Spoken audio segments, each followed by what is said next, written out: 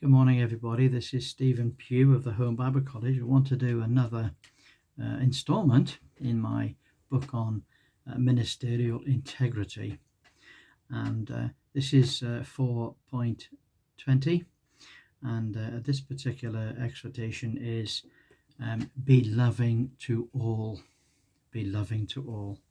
Now, this exhortation is seemingly obvious. We would think that we wouldn't have to state this. But sometimes even the obvious has to be said. Christ dealt with the issue of love in the Sermon on the Mount. And what he says is this. Let's read it together. Matthew chapter 5, verse 38, he says, "You have heard that it hath been said, an eye for an eye, and a tooth for a tooth." Let me just explain what I mean by that. An eye for an eye does not mean that if somebody puts out your eye, that you can put out their eye. That isn't what's meant. What that means is if somebody puts out your eye, then you would receive compensation that is appropriate to just one eye. You wouldn't escalate it to have compensation for two eyes when you've only had injury for one. Nor would you, if you had an injury, would you have a low compensation. And in the Levitical law, all the compensations were set out as to what would be expected. And so what Christ is saying, he says, you have heard that it hath been said, an eye for an eye and a tooth for a tooth. But I say unto you that you resist not evil. For whosoever shall smite thee on thy right cheek, turn to him the other also. And if a man sue thee at law and take away thy coat, let him have thy cloak also. So what Christ is saying is this. He says you don't have to necessarily seek the full compensation. If somebody sues you for a coat, one coat, then give him another coat. In other words, it's possible to give more than what is legally required. That's what he's saying.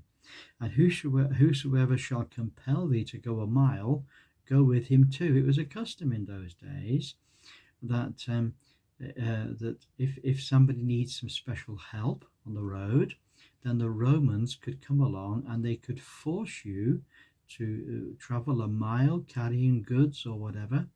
And the Lord says, if somebody's compelling you to go a mile with them, then go too. Give more than what is asked. And he says in verse 42, give to him that asketh thee, and from him that would borrow of thee, turn thou not away. So those who ask, we are to be generous. And those that would borrow, we're not to just turn a hard heart to those that are in financial need. You have heard that it has been said, thou shalt love thy neighbour and hate thine enemy. But I say unto you, love your enemies, bless them that curse you, do good to them that hate you, pray for them that despitefully use you and persecute you, that you may be the children of your Father which is in heaven.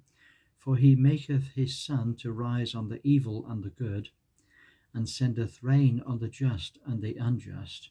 For if you love them which love you, what reward have ye? Do not even the publicans do the same?